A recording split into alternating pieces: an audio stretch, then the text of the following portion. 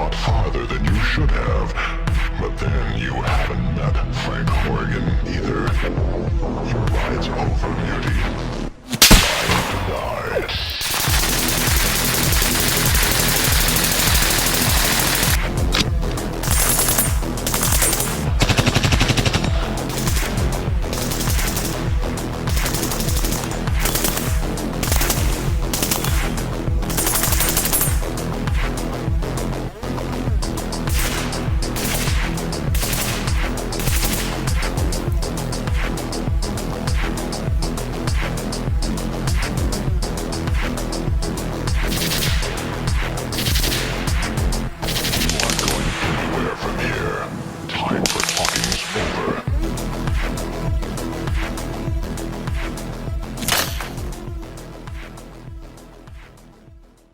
Hey, what's up guys? Welcome back to the channel. So the wind chill is currently 21 degrees here in North Carolina. So kind of a cold day for me. That's why I'm all bundled up here, but we're gonna trudge through it because I have some auto rifle content to give you guys today. Not just any auto rifle. This is the 20-inch RECCE LMG L from Red Right Hand. So this is the newer gen version of their RECCE LMG, which is their 20-inch guns. Now I did a video on the older gen version of this about 2 years ago, and one of the complaints that I had when it came to wielding this gun was due to naturally how heavy it was going to be. It's a 20-inch H-bar M16 essentially with heat sinks added to it. So if on the inside of the handguard right here, there are aluminum heat sinks because this is meant to be an auto rifle. What is an auto rifle? Well, let me go ahead and read off the definition from the Marine Corps. Now, according to the Marine Corps, an automatic rifle is a self-loading, fixed-barreled rifle chambered for rifle cartridge capable of delivering both semi and fully automatic fire. This select fire capability, as well as the use of magazine-fed rifle ammunition, differentiates it from a machine gun and a submachine gun. Now, in contrast to this, a light machine gun is a belt-fed automatic weapon with a removable barrel designed to be carried and employed by an individual with or without an assistant from a bipod and or an assault fire position in the direct infantry support role. So essentially the difference is that an auto rifle is essentially just a standard fighting rifle that is beefed up to sort of take on that role of a light machine gun, but not all the way. They are totally different weapon systems. I think that is a big mistake when it comes to a lot of people when they try to take TTPs from a light machine gun, which is an open bolt machine gun with a removable barrel, and try to take tactics from that and apply it to an auto rifle. This can do some of that job, but not all of the way. And the main advantage of this is its maneuverability and its interchangeable parts with everyone else in the rifle squad. Now, taking it back to the RECCE LMG in that original review, complaining about how heavy it was when wielding it like a standard fighting rifle, and Cody took that to heart and he came out with the RECCE LMG L. So the main difference between this gun and the original gun is this one has a slightly thinner barrel, still an H-bar barrel, but it decreases the weight by 12 ounces. So that's over half a pound saved on the front end. But also what he had to do was kind of tweak the heat sinks on here. So he added some material to the heat sinks to account for that smaller diameter barrel. So there's a little bit more added weight when it comes to the heat sinks, but those are like aluminum and almost weigh nothing. But there is a noticeable difference when wielding this thing, even with a suppressor and a bipod on it. And Cody's main goal when it came to this rifle was to give it more of the feel of wielding an M16, and I totally feel that, and it doesn't feel nearly as cumbersome as that original gun. Now, in between me getting this gun and doing that original review on the RECCE LMG, which was not my gun, I sent that gun back to Cody. I ended up getting a 14.5 version of this gun, and my main idea on that was like having essentially a Block 2 that could fulfill that role of being an auto rifle, essentially like a Block 2 on steroids. I believe I came up with the idea because the originally RECCE IAR was a 16-inch gun, and I came to him and was like, hey, let's make it a 14.5 gun so it's a little bit more maneuverable. I can put a suppressor on it, but it also could fulfill that role of being an auto rifle. So I think I have the first version of that gun. I was kind of like the beta tester, but now the standard length, I believe, for his IARs, not the LMGs, so the LMGs is the longer gun, but for the IARs is now 14.5. So I believe I was the one that came up with that idea. So that is the gun that I use over essentially like 2 years now. Still use it to this day. If you look at pretty much all of my auto rifle content that I put out for the past 2 years, I'm using that gun. Now, despite me having a great time with that 14.5 gun, Cody is still trying to convince me to become a 20-inch Chad, and he believes that this is like the pinnacle of when it comes to having a gun that is purpose-built to be an auto rifle with a 20-inch barrel. You're gonna have better ballistics down range. It's gonna be a little bit more controllable. That other 14.5 gun is incredibly controllable, especially with the rifle speed adjustable gas system, which this gun also has, so you can finely tune it to whatever you're running up here. I essentially have this rifle set up exactly how I had that 14.5 gun set up. With the same suppressor, this is a dead air Lazarus 6, so this is meant for 6mm and under, so it's really good for 5.56. It's also a low back pressure can with its totally not flow through design inside of here. I've had really good luck with this, and when it comes to running suppressors on auto rifles, I believe that you should have more of a flow through design, so you're not adding more heat to the system, because the main danger when it comes to running these guns, especially if you're trying to run them like an LMG, is cook-offs, and that is what this whole system is designed to prevent with the heat sinks and the H-bar barrel. The heat sinks are trying to pull heat away from that barrel so it doesn't heat up the chamber, because that is where the cook-off is going to happen. So having a low back pressure can up here is going to not add as much heat back on the system as opposed to not a low back pressure can. Now moving back from the suppressor, I have a Holosun Iris and a Holosun Raid Light. I've been using both of these things for quite a while now, essentially since they first came out. I literally just took this thing off of one of my BB guns because I took it out to Milsom West to point out targets to my teammates while using a thermal, because I realized that all of my other teammates are not using thermals and might not be seeing the target that I'm seeing. So I found that to be useful to use this laser while using a thermal, because I can see a target and I can lasso the target with my laser and then direct all of my guys to wherever the contact is. Now, as far as the Raid Light goes, this thing has been working out very well for me. I have a couple of these things, and a lot of them kind of fluctuate between different guns, whether it be real rifles or my BB guns, because these are usually the lights that I take out to Milsom West for force on force. And I find it kind of funny out there because people try to shine their lights at me, try to blind me, and then I'll shine this back at them and it completely overpowers them. So I absolutely love the Ray Light, and I have these on a bunch of my different guns. Now under here I have my bipod. This is a G&G bipod. I've been using this thing for quite a while, no complaints about it. Moving back here, I have my Primary Arms 5X Prism, and on top of it I have a Holosun EPS red dot sight. And this is a hero mount that is attaching this red dot to the top of the prism. I absolutely love this optic setup when it comes to using an auto rifle. I found this to be very effective, especially when trying to get a tight beaten zone at extended ranges, which we're going to be testing out later in this video. So overall, it's pretty much set up the same way as I had the 14.5 gun, but we're going to be testing it out on this 20-inch gun. So we're going to be doing a couple different tests. The first test I want to do is a 9-round accuracy test on semi-automatic. All of the shots you're going to be seeing in this video is going to be semi-automatic, totally not fully automatic. It is completely legal. It is super safe. So we're actually going to be using this super safety right here. This is from Cornfire Arsenal, and it's actually utilizing a Geisley trigger. So that's kind of the cool thing about their super safeties, is that you can use a Geisley trigger. So we're going to be testing out on semi-automatic here with a 9-round group on this target that you see right here. Thanks to Medusa Targets. Their targets are really cool. We're going to be doing a 9-round T-box accuracy test right here. So we're going to see how tight I can get a group right here in the T-zone on his head here. So got this fine Chinese gentleman, I believe. He actually has a bunch of different soldier types on there, some multicam wares, some ATAX wares, and this Chinese guy right here. His targets are really cool. They actually show up under night vision as well. So big thank you to Medusa Targets for sending out these targets here. So we're gonna go ahead and do a 9-round group and see how accurate this gun is at 100 yards. Now, before we get into it any further today, guys, I just wanted to quickly mention that today's video is sponsored by Venture Surplus. So if you're looking for some very high quality US surplus gear, they are the place to go to. Honestly, if you're looking to outfit yourself with kit, they're always the people that I recommend, especially if you're a customer of Milsom West or looking to get into Milsom West, especially on the NATO faction side. I know a lot of you are Milsom West customers, but if you need to upgrade your kit, they pretty much have everything you need on the packing list: your ruck, your rain gear, your cold weather gear, uniform kit. I know they have a bunch of pre-built TAPS rigs on there with all of the pouches on it.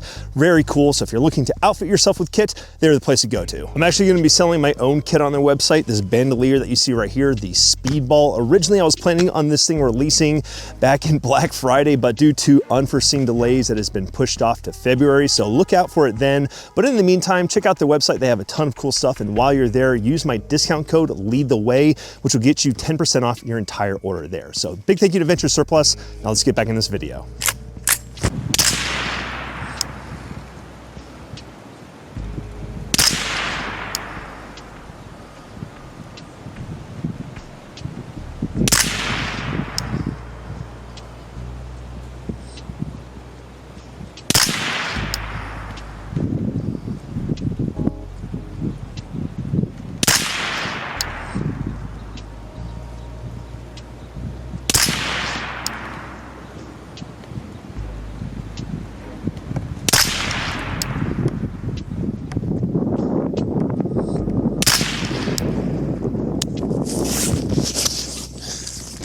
All right, let's go ahead and check the accuracy. All right, guys, pretty decent accuracy. This thing was also kind of oscillating back and forth, so I did the best that I could, but overall got every single one of them inside of the T box right here. So let's go ahead and finish off this magazine using super safe mode and seeing how accurate my actual like cone of fire is on this paper target at 100 yards. Okay, super safe mode right here in the center. And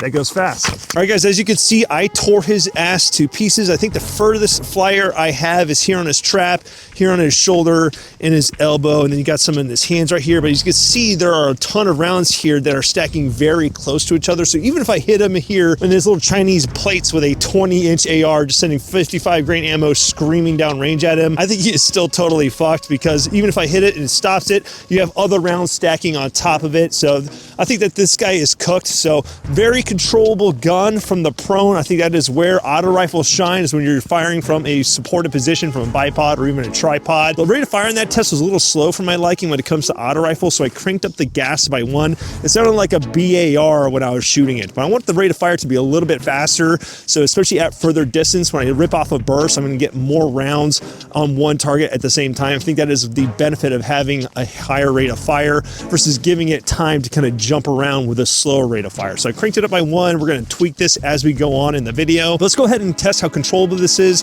from the standing shooting at a steel target. All right, guys, now we're going to go ahead and see how controllable this gun is shooting from the standing. I got a steel target right there at about 25 yards. I'm going to be using the little red dot on here to aim with. So we'll see how many rounds I could get on that steel target and see if this thing kicks my ass. I think it's going to be a very controllable gun.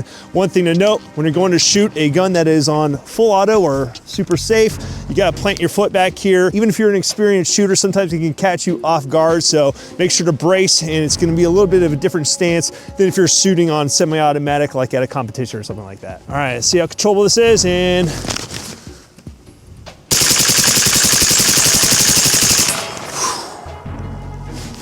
nice.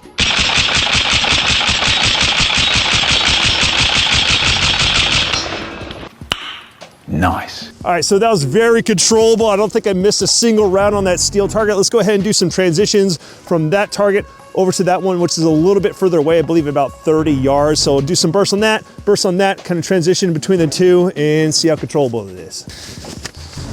We got mags.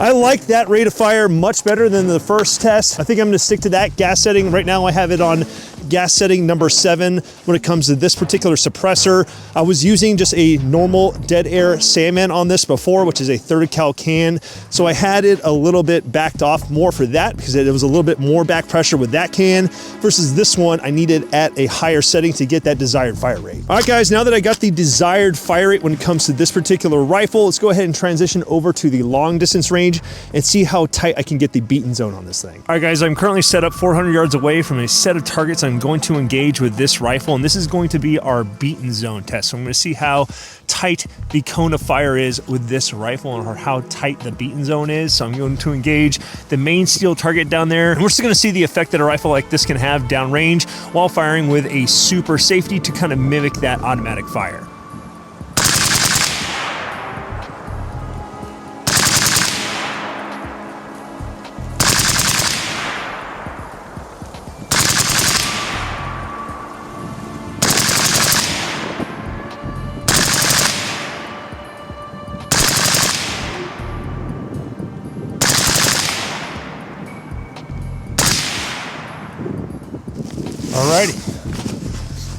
Alrighty, let's go ahead and go down range and see the effects.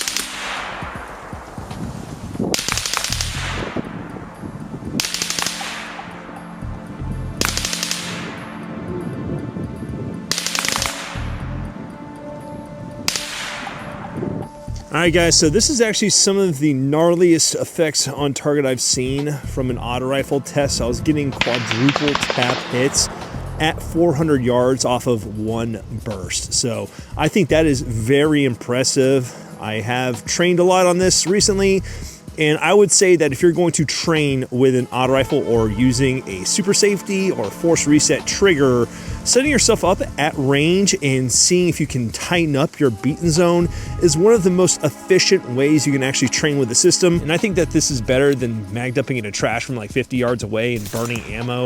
I think this is a much more efficient way to actually train with the system and actually get good at it. All right guys, apologies for the slight costume change, finishing up this video on a different day. The original time we were finishing this video, the weather was just a little too rough. The wind was kind of getting out of control. But to finish up this video on the RECCE LMG L, this is a very capable firearm, but it's a very expensive firearm because just the upper on this thing, because Red Right Hand only makes uppers, they don't make complete rifles, is $1,600. And if you compare this to another rifle I just did a video on, the Joe SPR from Munition Works, that thing costs $1,400 for a complete gun. Now with that being said, there's a lot going into this upper to account for that cost. One being that Red Right Hand is a small shop. It's just Cody over there. I don't think he has any other employees assembling these boutique guns. You also have the heat sinks inside of here, a more robust gas tube with the heat sinks around that, the H-bar barrel, the rifle speed adjustable gas system, and everything going on in here to make this an auto rifle. And I've seen a lot of guys try to kind of go the more cheaper route and try to do some homebrew versions of their own auto rifles with some mixed results. I would suggest if you're gonna go down that auto rifle path, I would just get a Red Right Hand upper versus trying to make something yourself, because you're gonna get about 70% of the way there, because you could put an H-bar barrel and an AR-15 and maybe get a more robust gas tube, and you can get most of the way there, but you're not gonna have the heat sinks in it, and most likely you're not gonna have the rifle speed adjustable gas system. I think that these things are key when it comes to running an auto rifle in a prepared citizen kind of mindset, because it makes it easier to use a suppressor. I think that suppressors are kind of like standard these days when it comes to outfitting a modern rifle for use in modern combat. So I like the ability to have this thing right here so I can finally tune it to run whatever suppressor that I have. Also, chances are if you're watching this video and are into auto rifles, you probably have multiple AR-15s already and have several lowers that you're not using. I had a couple lowers, so it kind of makes sense to me, if you're gonna get into this whole realm, to spend that money on an upper that is built for that purpose, attach it to whatever lower you have, drop in an FRT or a super safety, and then add an H3 buffer inside of here. I'm using H3 buffers in all of my auto rifles. I found that those things are the best for making these things sing and not having any type of malfunctions, because the buffer weight does matter. But if you have that in a super safety or an FRT, you're pretty much off to the races. Now, I'm fully aware that not everybody desires to have a machine gunner's type of capability when it comes to their AR-15. Some people just want a good, reliable AR-15. And what's kind of cool about this gun is it doesn't have to be a support role kind of gun. It is a fighting rifle at the end of the day, because I'm gonna remove the bipod, remove the drum mag, and I add just a standard magazine inside here.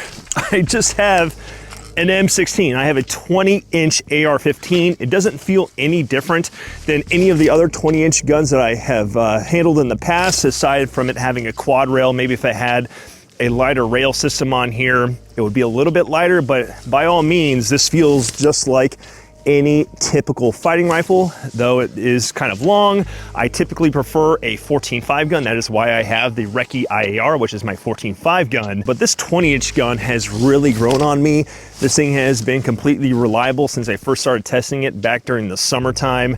And the 20-inch length has not really been a huge deal since using this thing, especially in the outdoor environments that I'm typically shooting at. Maybe if I was doing more indoor like CQB work, I might want a shorter gun, but a 20-inch gun, to be honest, is the standard. It is the original length that Eugene Stoner designed for the rifle to take full advantage of 5.56, because 5.56, if you're not aware, is really dependent on speed, and with the 20-inch barrel, you're taking it to this full extent. Now, if I wanted a reliable rifle with a 20-inch barrel, I definitely could have gone a much cheaper path than this, but I do love the ability that this thing provides to average citizens. It gives me that auto rifle capability, that sort of machine gunner type of capability. You know, this is not a machine gun. This is using a super safety on it. YouTube reviewer I love the auto rifle concept, and I think if you're looking to get into the world of auto rifles and IARs, the guns from Red Right Hand are the best way to go. But hope you guys enjoyed this video.